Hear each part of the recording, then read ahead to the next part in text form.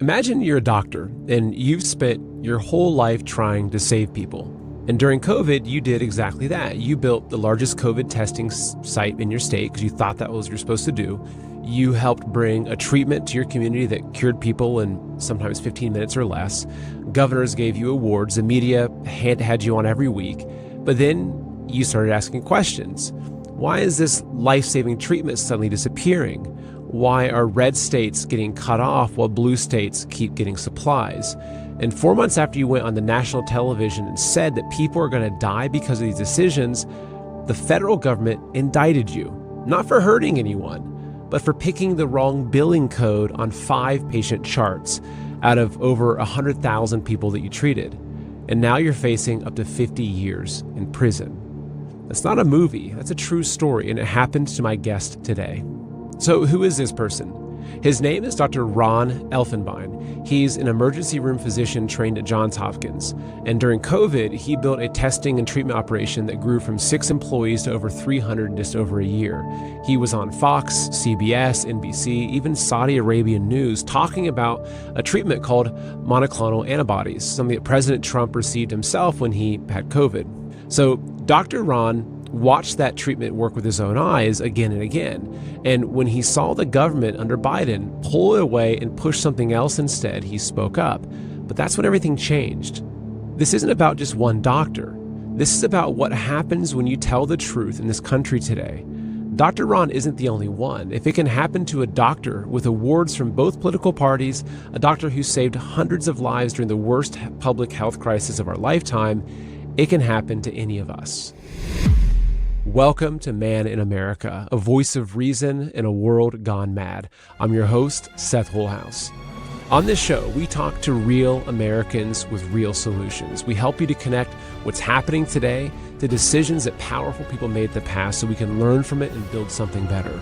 Now, before we start, please hit that like button. It really helps get information out to more people. Also, please subscribe, share this with someone who needs it, and leave me your thoughts in the comments. Remember, every episode is also done as a podcast, so if you'd rather listen, find us on your favorite podcast app. And if you're on Apple Podcasts, a quick review helps us to reach even more people. All right, let's get into my interview now with Dr. Ron Elfenbein. Dr. Ron Elfenbein, it is good to have you on the show, and I'm really excited to get your story out. So thank you for being here. I'm looking forward to this discussion. Thanks for having me, Seth. It's great to finally meet you. Big fan of your show. I always love hearing that, especially from smart people, right? It's always nice to have people that are like, okay, I'm not just kind of reaching the, people that I think is like myself. I'm reaching people that are, lots of good degrees and intelligent, successful people. So. A degree doesn't mean you're smart, so don't fall into that trap. That's true. Actually, I do have a degree from art school, so we'll see. That served me well, perhaps. So, just to give kind of an overview, I'll give a basic understanding of your story, and I really want to kind of walk you through. Have you walk us through it. You are obviously a doctor, an MD. You're very successful, very celebrated by even bipartisan support by the medical associations in your state. You were very proactive during the early COVID stages and testing a lot of things, but it seems like you made this fatal mistake of thinking for yourself, and you started kind of seeing some inconsistencies and then started highlighting those, and then the system then turned on you, right? Same system was supporting you, turned on you. Your case was, I think, kind of thrown out initially, but then DOJ opened it back up, and they're coming back at you again. So that's just kind of my limited. Okay, let's walk us through that process. Tell us that story, starting at maybe around 2020 or so. Yeah, so I owned an urgent care center, and I could see what was coming in terms of COVID coming to the United States. Even though our government was telling us it wasn't, I could clearly see that there was something coming. So I started to prepare. I started to prepare my staff. I didn't actually work at the facility. I was just the medical director. So I started to purchase PPE, personal protective equipment, and testing supplies, and teaching my staff what to do and how to care for patients and how to be safe. And we very quickly became the largest testing site in the area. And then I believe in the state of Maryland. We grew from one site, about 6 employees, to over 8 sites and over 300 employees in about a 14-month span. So we just exponential growth. And it wasn't because of some great business acumen. It was because the world was ending and like the people were lining up because they needed to be tested. Like that's it. There was overwhelming demand and nobody could meet that demand. So I mean, just to give you an example, we would open one of our sites at 8 o'clock in the morning. We had people lining up at 4 a.m., backing up over a mile in their cars. I mean, I'm not exaggerating. We had to hire off-duty police officers to come and man this because we couldn't manage. It was just insane.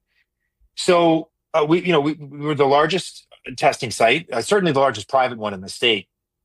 And then President Trump in 2020 got monoclonal antibodies, and I watched this, and I watched him be helicoptered from the White House to the hospital. I think he went to Walter Reed, got admitted. He said he felt terrible. He got monoclonal antibodies, and within a couple of hours, he walked out of the hospital saying, "I feel like a new person." That was a direct quote. So I was like, wow, this is incredible. I mean, I'd heard about monoclonal antibody technology. It's something that's been around since the 70s, and I'll go into what that is in a second. But I was like, I got to learn everything I can about that because that right there is the cure for this disease. Everybody should be getting that. So I researched it, and I mean, I don't know anything about that stuff. That's not what I do. You get shot, you get stabbed, you have a heart attack, you get run over by a car. I'm your guy, right? I'm an emergency room doctor. I trained at Johns Hopkins. I treat emergencies. Infusions was not my thing, but I'm like, let me learn about it because we have the opportunity to cure people. So what a monoclonal antibody is if you imagine like remember those koosh balls, little balls you could throw and they would make the koosh sound with all the little hairs sticking off? Yeah. Yep. So each one of those hairs, let's imagine that's a virus particle. Okay. Each one of those hairs is a protein that sticks off of a virus particle. And your body creates antibodies, which is a protein that is an exact mirror image of what's sticking off. So if this is the hair, my finger is the hair, your body creates something that binds to the hair, just like that. Okay. It's exact mirror opposite of what the protein is that looks like in 3 dimensions on the virus. And your body, it binds up the virus so the virus can't infect you. So what the drug manufacturers do is they take the best antibody they can find against that particular antigen, that particular thing, virus, bacteria, protozoan, whatever it is, this foreign invader to your body. And they manufacture it and they take it, they make it's mono, meaning one, clonal, meaning it's been cloned. So they take that one antibody and they replicate it trillions of times. And it comes in a little vial.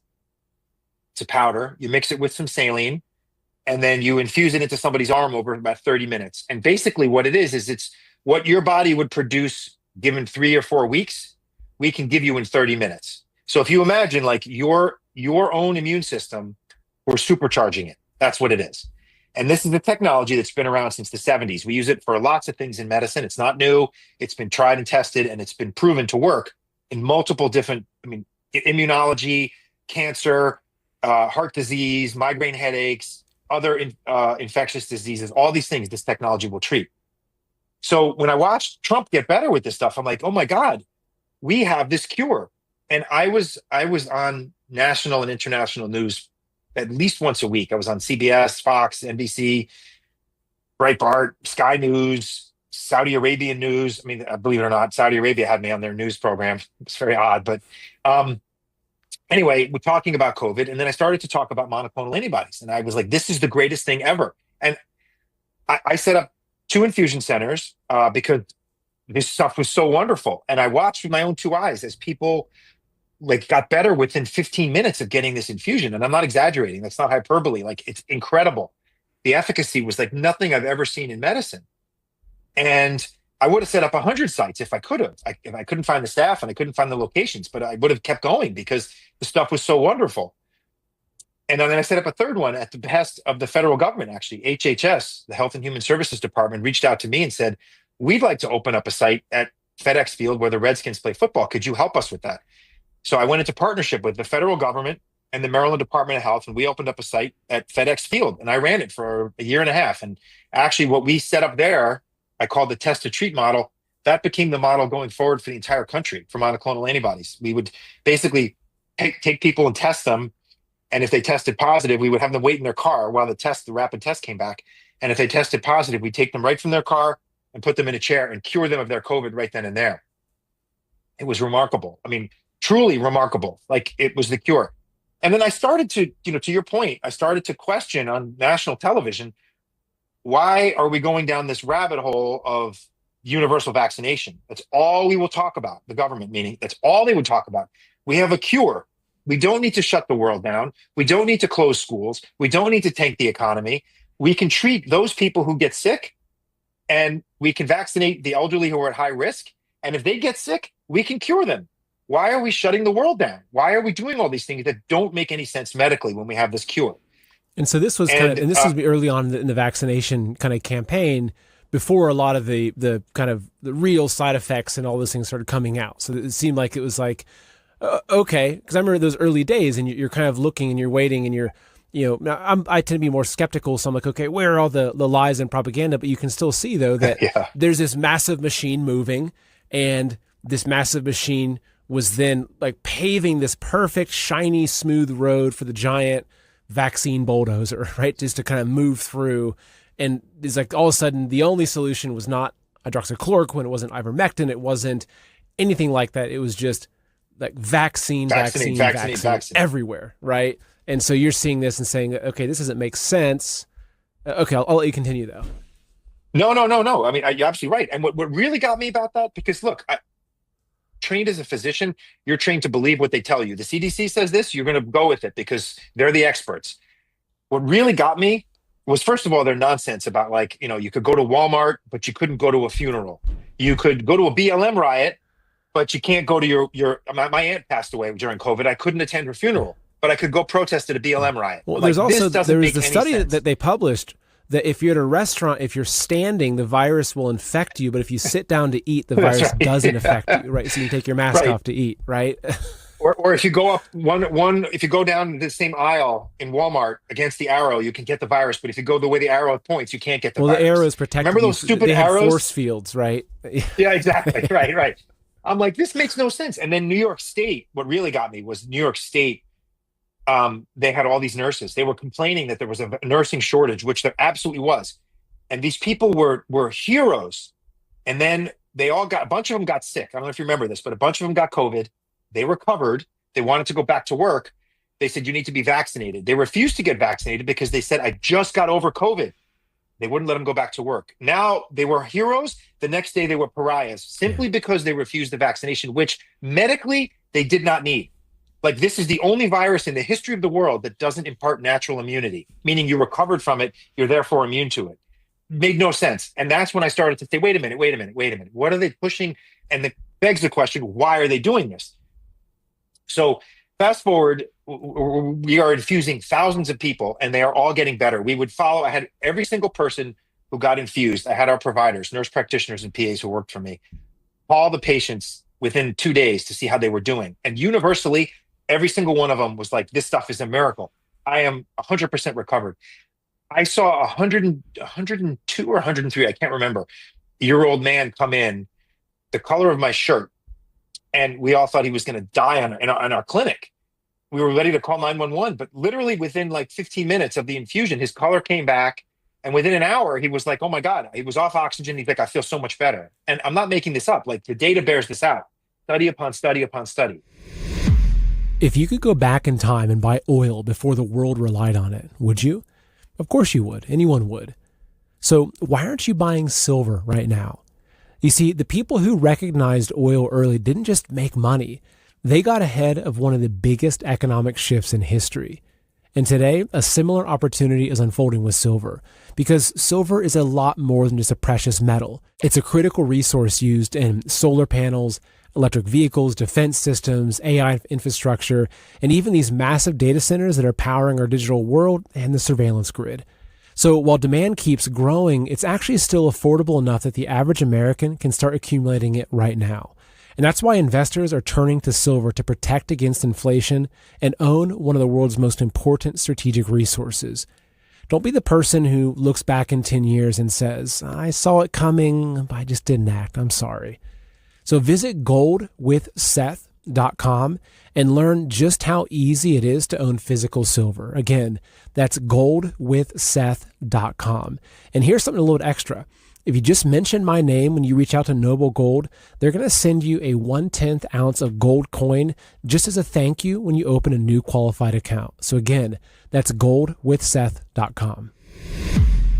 So the administration, the Biden administration, and I don't mean to be political, but it was them, started to politicize this medicine. First, they said, we're going to federalize the distribution. And what that meant was overnight, there were artificial shortages.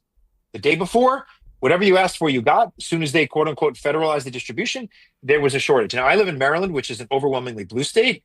I could still get most of what I asked for. So if I asked for 100 doses, I might get 80. But Florida was cut off. Texas essentially cut off. So like, it just so happens that the red states seem to have gotten have a problem getting a hold of this medicine.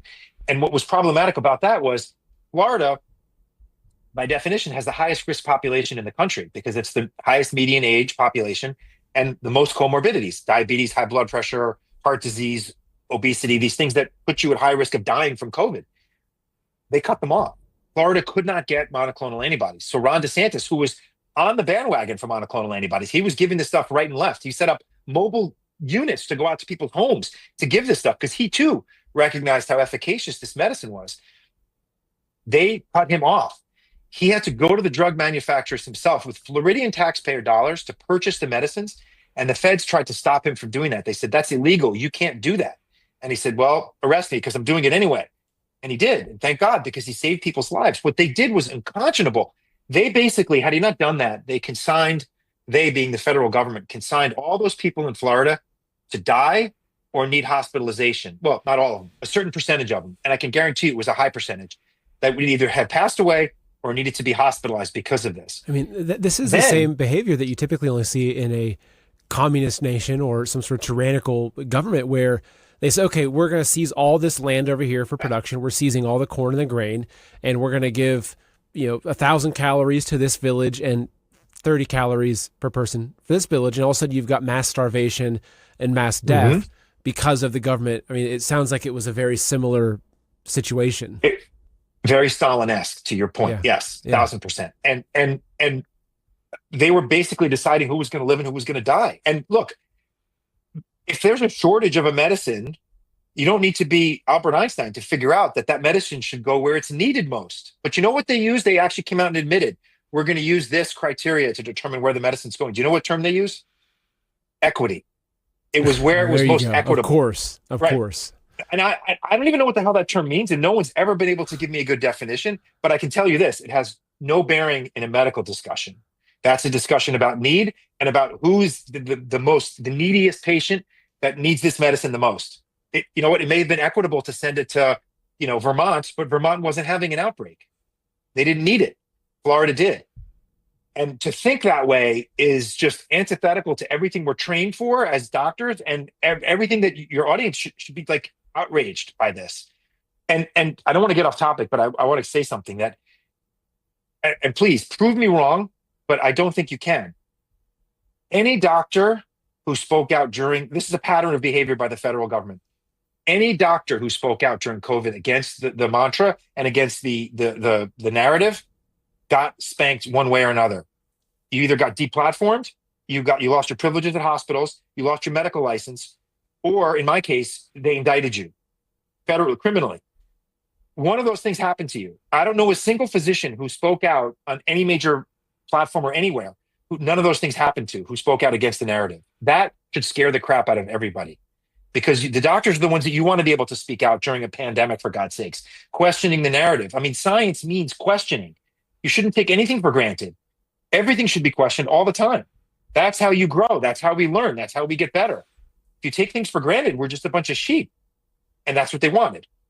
So then, just to go back to my story, then they shut the whole program down. They basically shut the monoclonal program down in December of 2021. They just said, we're shutting it down. And they used very spurious data for that reasoning. And I went on Fox News, and here's a copy of the article where I went on Fox News and I said, Maryland doctor says people are going to die after the Biden administration uses faulty data to snub antibody treatments.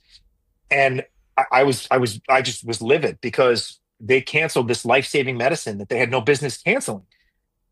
And people were going to die because of it. There's no question about it. And then Newsmax called me like 2 or 3 days later and said, "Wow, that was a pretty provocative interview you gave. Do you want to come on our show?" And I said, "Absolutely." And I was on with, I believe it was on with Sean Spicer. And I said, I doubled down. I'm like, yeah, they're killing people. People are in the hospital or dead because of these decisions that these idiots are making. And I said, they've never been right about anything in this entire pandemic. And they're leading us down this pathway that doesn't make any sense. And it's needless. And they're dying needlessly. 4 months later, almost to the day that I was on Fox News, I get indicted for federal healthcare fraud charges. Now, your audience understands, typically healthcare fraud is what happened in Minnesota, right? It's for billing for things that don't exist, making stuff up. These were real patients. They charged me with 5 counts, 5 patients that I didn't even see. Providers, nurse practitioners, and PAs saw. And they said that we were billing the wrong code. Even the judge, okay, the chief judge that was adjudicating my case, who happened to be the chief judge of Maryland, right? So he's not some schlock judge. He's the chief judge of the entire state. He called out the prosecution. Now, this is the federal judge who said to the prosecution in a pretrial conference, this is a case of, quote, shoot first and ask questions later, end quote, because they had done no real investigation. They just indicted me. So they indict you so for healthcare fraud, which, okay, using the Somali case as an example, right? What would healthcare fraud be? Say I have this kind of pseudo clinic that I'm doing, treatments, and I'm, supposedly say giving treatment X, Y, and Z to these patients coming in, and I'm getting paid through, healthcare payments or whatever coming through for say $10,000 per treatment, and I'm just keeping it, or I'm giving them each $500 for their time as they walk in. It's basic. I mean, it's kind of like basic fraud. It's just lying about something to steal money, right? Correct. Right. But when you're talking about kickbacks, that's a different statute. That's a totally different, but it's still fraudulent. But typically what they would talk about would be like billing for cases of patients that you never came to your clinic. I see. So like the classic example, this actually happened to a guy in Maryland, I believe, who was billing for Medicare patients while he was in England. And the government had his flight records, his hotel reservations, everything. They could prove that he was in England. How could you possibly be seeing patients in Maryland while you were in England? They clearly didn't happen. Okay, they didn't get seen. These were real human beings that got seen. In fact, the government called 3 of them at my trial, and they all were like, "Yes, I'm a human being. Yes, I got seen, and yes, I got tested." So the indictment was only 5 people? It wasn't like you're running this big operation. It was just 5 individuals that. Sorry. Yes. So to put this into perspective and just how insane this is, they said we chose the wrong code on 5 patients out of over 100,000 that we saw during that time frame of the indictment. Over the whole course of the pandemic, we saw over 300,000. But during the time frame of this indictment, it was like 8 months. I think we saw 100,000 patients. They chose 5, and they said, you picked the wrong code. Just so your audience understands, the lexicon of coding that we use in medicine is over 69,000 codes. They said we picked the wrong one on 5 charts.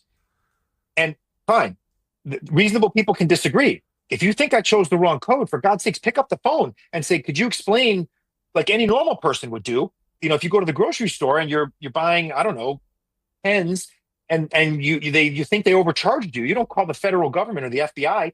You say, can I speak to the manager or can I speak to the checkout person? I think I got overcharged. They never did that. So anyway, even if you say, fine, we picked the wrong code, okay? We picked what's called the level 4 billing code. If you say we should have picked the level 3 billing code, okay? The difference between a 4 and a 3 on average is about $50. So you're trying to throw me in prison for 50 years, okay? This carries 50 years in jail. Destroy my life, millions of dollars in costs to defend myself, which I didn't have and I still don't have, over a $250 billing dispute.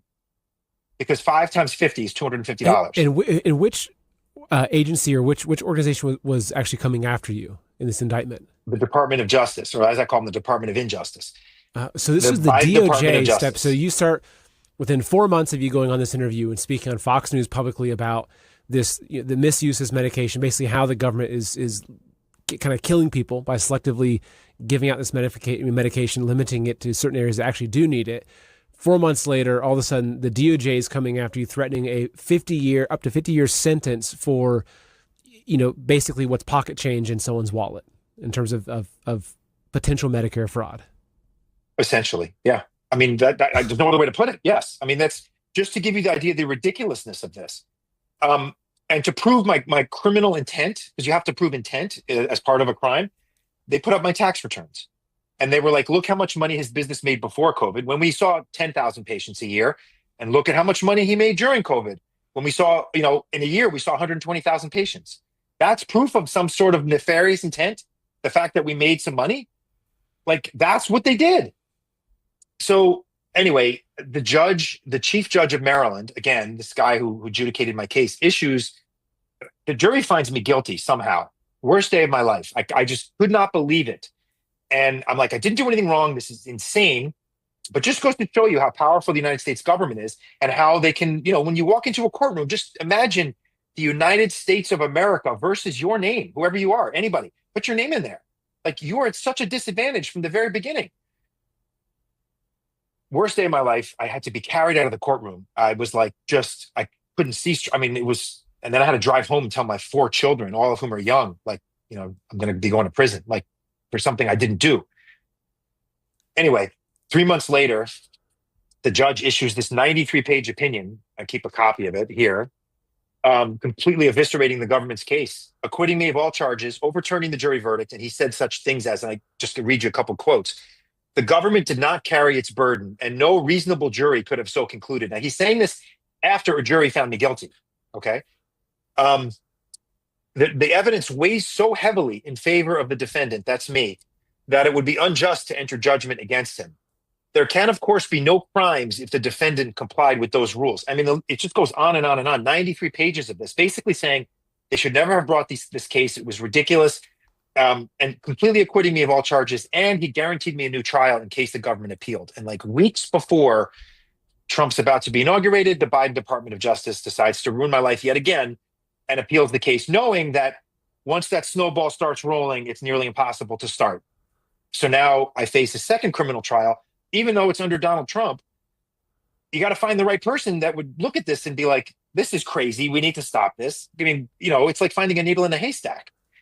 So they knew what they were doing, and they wanted to just stick the knife in my back one more time. And just to add to the craziness of all this, the American Medical Association, I'm not a member, I've never been a member, and they don't do this, but they wrote an amicus brief, a friend of the court brief, saying that he didn't break the rules. And what's crazy about that is they write the rules. The AMA wrote the rules that the government's accusing me of breaking. So the very writer of the rules that the government's trying to throw me in prison for saying I broke came to my defense and said he didn't break these rules. You just can't make this stuff up. And then about, I don't know, 4 months ago, it's supposed to now be remanded to the same judge, Judge Bredar, the chief judge of Maryland, who wrote this 93-page opinion. We get a one-line email that just says, I am recusing myself from your case. No explanation. Just okay, so the same judge who wrote a 93-page paper, basically, right, on all the faults of this case that obviously seem to be one of the few judges these days. I mean, I'm not kind of sullying all judges, but it's not as common that you 100%. hear these things happening. That this judge had a conscience, and he saw something that was so blatantly against the law that he built his entire career to uphold that he threw it out. Okay, he wrote that paper. He told you that if there was a retrial that he would take you again, and he was going to be on your case. And then all of a sudden, randomly, you get a single line email where he basically says, sorry, I'm out. I think he was so disgusted by what's going on that he just had to recuse himself, or he got some pressure. I don't know, but very odd, right? I mean, that's all I can say is it's very strange and it's very odd. Yeah, yes.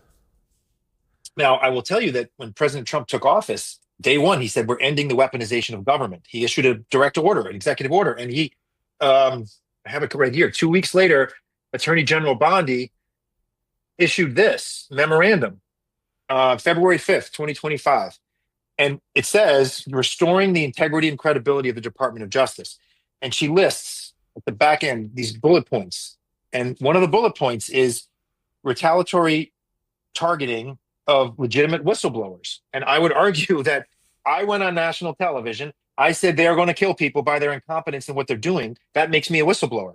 Like I am the poster child for what they should be looking for. The president said, go out and find cases like this. I am that case. Like I just need someone to say, yes, you are that case. We should be, lauding you and dropping these charges.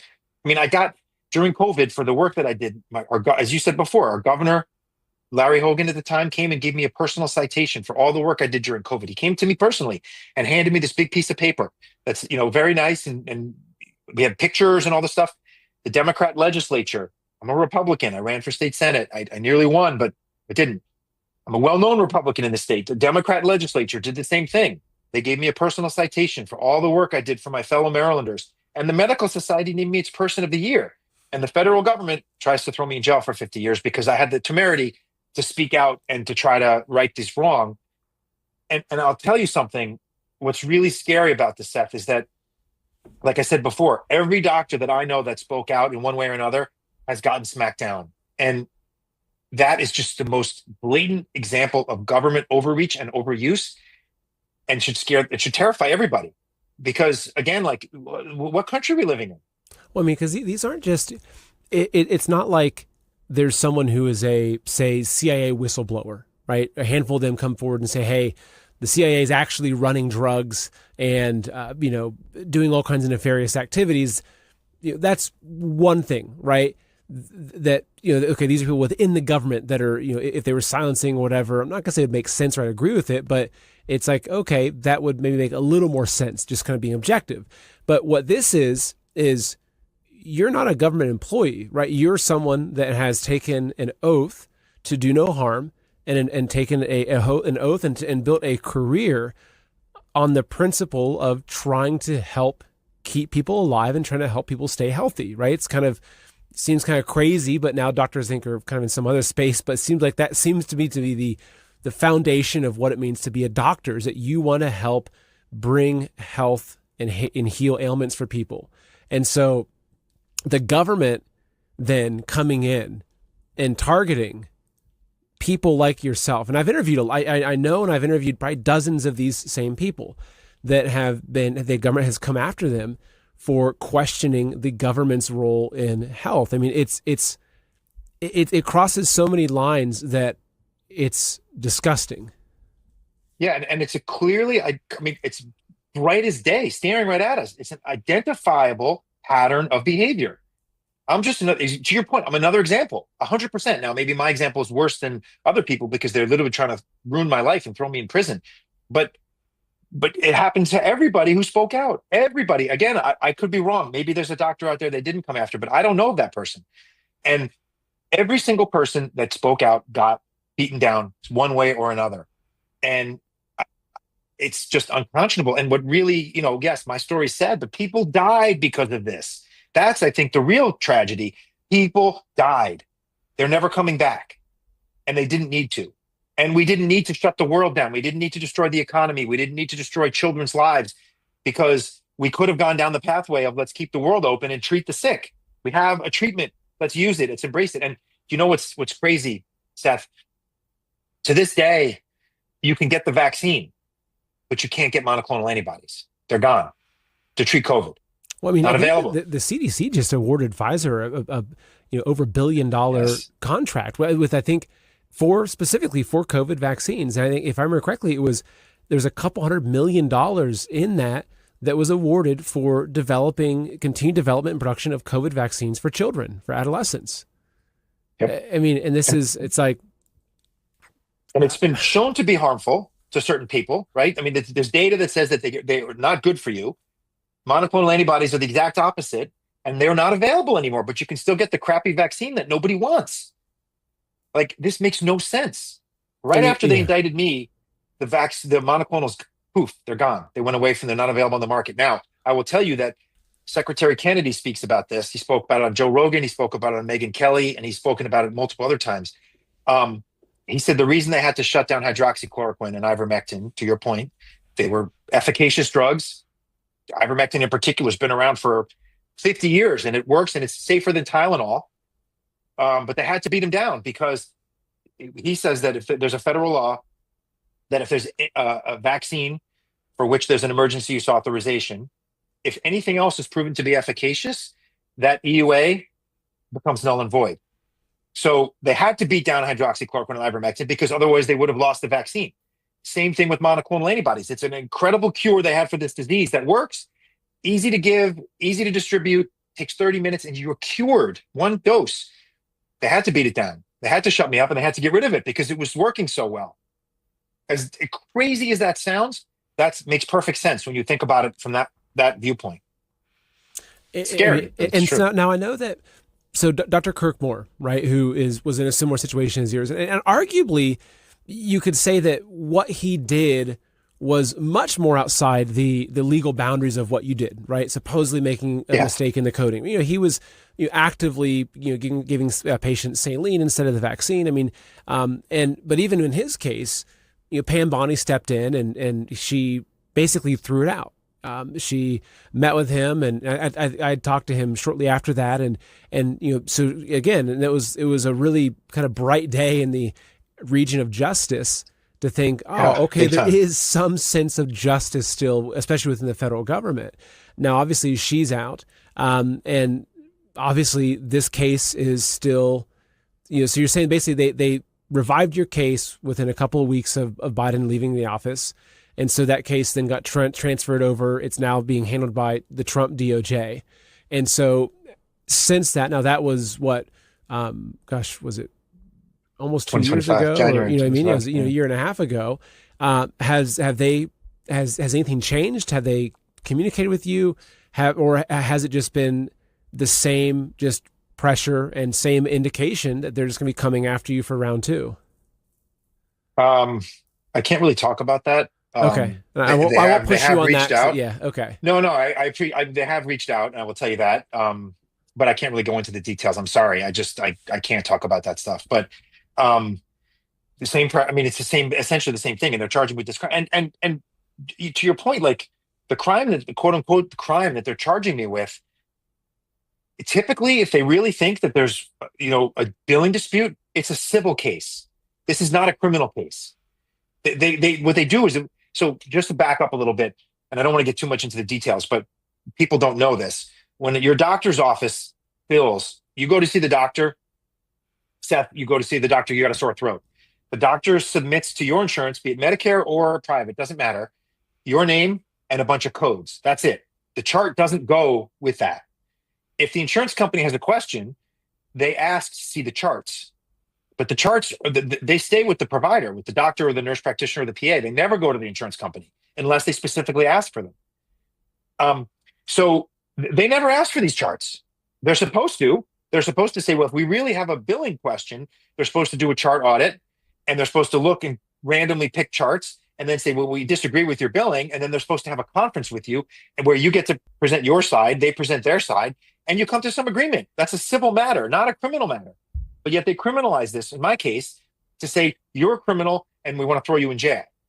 Over 5 charts that the wrong code was chosen. I mean, it makes no sense unless you look at it from the lens of weaponization and trying to shut this person up. Because otherwise it's just, are you kidding me? Like the weight of the federal government, like the Biden administration had everything on Jeffrey Epstein, a huge file. They had all that information. They didn't release a bit of it. They didn't go after a single child molester or murderer. Nobody. They came after me. What does it say about their priorities? Right? Exactly. They wanted to shut me up. Exactly. I mean, and they spent so much money to come after me to do this. Like, it's just, it probably cost them $5-10 million to prosecute me. For what? And so crazy. This is, you would be facing, as you mentioned, potentially up to 5 decades. And really, that's the rest. It's a life sentence potentially. Well, yes. So that's the worst. And it's the reason that it's 50 is because each count carries up to 10 years in prison. I see. Yeah, okay. And they're successive. Now, I've never done anything wrong in my life. I don't even have any parking tickets. So presumably the judge would, there's sentencing guidelines and stuff. So that would come way down. But yes, I face up to 50 years in prison for this. And murderers are walking around after 6 weeks in jail or whatever it is. Like, it just, the system is so crazy. It's mind boggling. Yes, the world is getting crazier every day. We know that. Every time you check the news, another crisis, conflict. So you can't control what happens out there. You should know that by now, but you can control how you prepare for it. You can make sure no matter what happens, you have the basics covered in each one of these disasters that could reach your doorsteps. Things like having food to eat when the shelves are empty. That's a big one. So when it comes to food security, My Patriot Supply is a great option out there for you. Very affordable. They've helped millions of Americans get prepared. They've got over 90,000 five-star reviews. Right now, you can get their best-selling 3-month emergency food supply for $100 off. They rarely do deals like this. To check it out, if you want to stock up, just get a 3-month supply. Highly recommend having at least a month. Honestly, at least get to a month. 3 months is great. If you want to check it out, go to Prepare with MIA, Made in America. So preparewithmia.com. The food kit gives you about 2,000 calories a day, lasts up to 25 years. And again, it's $100 off. So preparewithmia.com and go get yours right now. Okay, so you mentioned that you have had some communication with the DOJ, which we for a lot of reasons that has to be private, which I understand. However, they are still, like, the case is still active, right? Like, you're still. Correct. I mean, so what is the next? What is the next court date? What do the next steps look like in this? Yeah. So the trial was supposed to be in the beginning of August, but it just got moved to January 11th of 2027. So that bought me a little bit more time. I will tell you that there have been lots of people in the federal government who've come to my defense. I was on a podcast, and this is why doing this is so important. And I want to thank you for having me, because like people like you, alternative media, are so important, because you can't believe the media lies and you can't believe what they're force feeding you. And I was on a podcast. At first, I went public. I'm like, you know what? I'm going to go public, because that's what Kirk Moore suggested I do. And I talked to him. Great guy, by the way. We've become very good friends. I said, what do I do? What's the secret sauce? And he said, go public. So made up my mind. I'm going to go public. I go on a podcast, a pretty big podcast. A week later, my phone rings. Don't recognize the number. I answer it. And the guy says, hi, this is United States Senator so-and-so. I saw you on this podcast and I want to help you. And I live in Annapolis. I'm 40 minutes from DC. The next week, I'm in his office meeting with him personally for an hour. And he had to pick a jaw off the floor because he was so just flabbergasted by what I was telling him. And I'm not making this up. I mean, I have the receipts to prove it all. And he's been very helpful, very, very helpful. So my point in saying this is, you don't know who's listening, you don't know who's paying attention, and you never know where this kind of stuff will go. The only recourse I have is to speak out, and that's what I'm doing. They get to speak out, and for 2.5 years, my lawyers were like, "Don't say a word, don't talk to anybody." And the DOJ puts out press releases. They paint you as this hard and awful person, like you're the worst human being on the face of the earth. They destroy you every way they possibly can. And even after I got acquitted, they made it nearly impossible for me to get back to work. And I never lost my medical license because the state controls that, not the feds. But they made it nearly impossible for me to do that. And why? Just because they can. They will crush you, and they will continue to crush you because they can. It's really reprehensible. Yeah, I mean, it is. And that's, I mean, this microphone is my weapon, right? This is how, because I do think it is a war. It's an information war in many ways. And yeah, because I'm guessing that Fox News isn't inviting you on to talk about this case, right? Because of, I mean, hopefully they do. I'd love to see that, or you sit down with, because I think Dr. Kirk Moore went on to Tucker, if I remember correctly. He did. He went on Tucker Carlson. So maybe that opens up for you. But yeah, this is, I think this is how it's supposed to be, right? Is that, independent media that keeps the government in check and questions and just brings facts. And we're not telling people what to believe, but saying, hey, there's all these other sides to the story that you as an independent thinking person with your rights coming from God, not the government, deserve to have the broad spectrum of information so you can make up your mind. And it's a very, very important thing that's unfortunately being limited and being targeted, similarly to the, doctors are speaking out. I'll give you an example to your point. So a friend of mine is an OBGYN. Okay. He's also board certified as an oncologic surgeon. And his practice was to see, his name is Sanjeev Kumar. His practice was to see Medicaid patients. So primarily low income people who either had Medicaid or didn't have insurance in Tennessee, in rural Tennessee. And he would see these people. And now look, they're being referred to him with the worry that they have cancer, uterine or ovarian cancer. So he does what's called a hysteroscopy, where you stick a camera into the woman's uterus and you can look around. The government brought him up on charges for doing too many hysteroscopies. And they originally charged him with rape because he was using a hysteroscope. Now, they eventually dropped those charges, but could you just imagine how tainted the jury pool is after they publicly claim this guy is committing rape? Now, they knew they couldn't make that stick, and they knew it was BS, but they did it anyway just to taint the jury pool so that people would say, you know what? Maybe he's really not guilty of this, but he's got to be guilty of something because they called him a rapist. I got to find him guilty of something. Now, that is just unbelievable, but I just witnessed it. He just got 20 years in jail. He just got sentenced to 20 years. So they actually sentenced him 20 years. Yes, 20 years. And I mean, he hasn't gone in yet, but like unbelievable. And I met him through this whole process. I've met a lot of people through this whole process because we're in similar situations and we reach out to each other. And, this happens to a lot of people more than you think. And to your listeners, like, they should care about this because, one, you want your doctors to be able to speak out and to be able to respond to a pandemic, but nobody's going to step up and do the right thing the next time because why would you? But more importantly, they can do this to the president of the United States, Donald Trump. They can do this to me. Why would they not do it to you? Like, I'm nobody, right? And they crushed me because they don't like what I'm saying. Why would they not do it to you? And I don't mean you, Seth. I mean anybody listening, right? Why would they not? They can. And I'm not saying the Trump DOJ would, but who knows who the next guy is going to be or the next guy after that. Why would they not use this power that they have to crush you when they can? That's what should frighten everybody. And I will tell you the other thing is that the next pandemic, we are not going to be able to vaccinate our way out of, despite the fact that that's what they want to do, they being the establishment. Monoclonal antibodies need to be front and center in that pandemic response. And they should be. But you know what? Nobody's talking about it. You can't even get them anymore. They're just poof, they're gone. That's really frightening too. No, it is. It is. So for people that are watching this and want to help, right? Because we've established, and I certainly agree with this, the most important thing with this is just getting this information out there. It's sending this interview. So say, your local senator, send a link to this interview, right? Doesn't matter what state, whatever. Because you're right. Eventually, and you'd be surprised. I'm surprised sometimes when I hear of certain people that, like, oh, that guy watches my podcast. Have some celebrity or something. Have this kind of through a grapevine. I realize, like, oh, yeah, that guy's a fan of yours. Like, I had no idea, right? But you'd be surprised at how these things can spread. But it really, the best way that it spreads is through that grassroots, through that.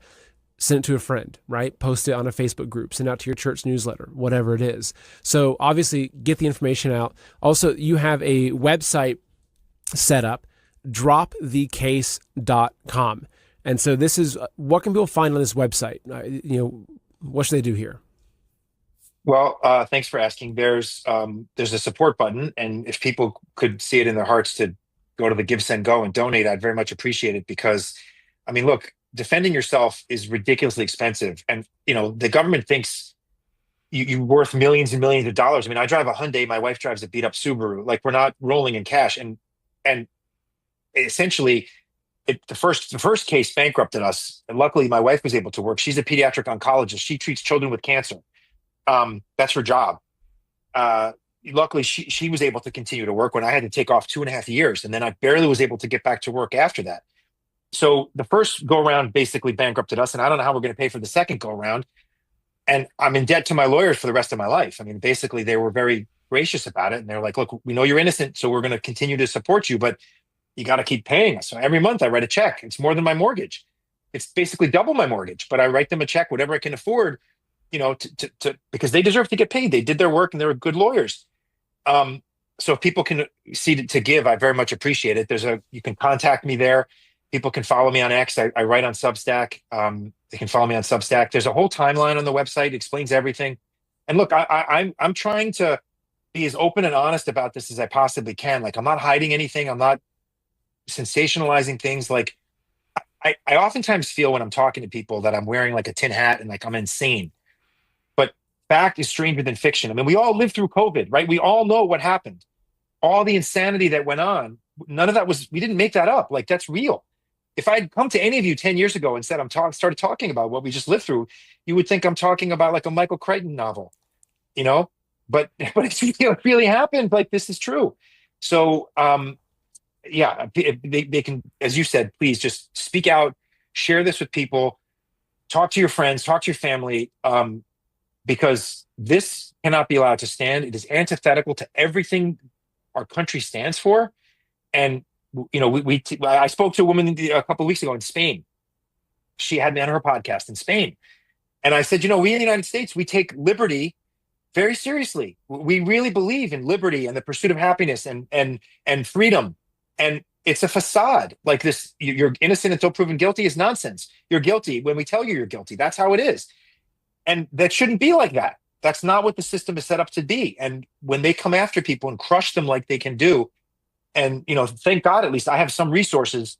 If I didn't have resources, I would have had to take a plea deal, plead to something I didn't do, raise my right hand and perjure myself in court, saying I committed a crime when I didn't, is perjury. That's a crime. And I would have had to have done that because I would be, I wouldn't have had the means to defend myself. So it's really horrible. And when they weaponize the justice system against its own citizens, like that is just the worst of the worst. Like, show me the man, I'll show you the crime. That's what this is. And yeah, it's terrible. It's terrible. Exactly. Well, I hope that this interview we just did can be, it can play some small part in the overall inertia to getting this out to more people. And I just encourage anybody who's gotten to the end of this, share this information, support you through your website. Again, the URL is dropthecase.com. Really easy to remember, dropthecase.com. Share, support, everything else. And Ron, just thank you for being on the front lines. There's a Chinese saying that's something effective, like no one wants to be the front duck, right? Meaning that like if you have you have the duck on the front, that's always the first one that gets shot by the hunter. And so no one wants to be on the front. Yet a lot of these doctors like yourself were on the front, and you're being shot because of it. So we have to just support you in all the ways that we can. Thank you. It sounds silly, but this is the truth. And I look, I take this stuff seriously. I took an oath when I was in medical school when I first got my degree. It meant something to me, right? It meant something to me. And really, it always has. And I'm watching this unfold before our eyes, and I'm thinking to myself, like, I could go hide in my basement. I don't need to go to work. I could literally hide in my basement, shut my business down, stop going to the emergency room. I don't need to do this. But I said, this is my time to shine. Like, this is what I trained for. And I don't mean that as a personal thing. I just mean, like, I'm an ER doctor. I trained at Johns Hopkins. Like, I have the skill set that is needed during this time. Like, if I'm ever going to do something, this is it. So I embraced it with everything I possibly could. I didn't see my family for 2.5 years. I lived off my phone because it was constantly phone calls and dealing with problems and putting out fires. Like, that's what we should want on the front lines, to your point. Like, people like that. And I'm not patting myself on the back. I'm just saying that's what we should be striving for. And instead, they charge you with the crime. It's just, yeah. Anyway, I'm sorry. Yeah, no, it's just disgusting. I'm kind of at loss of words for it.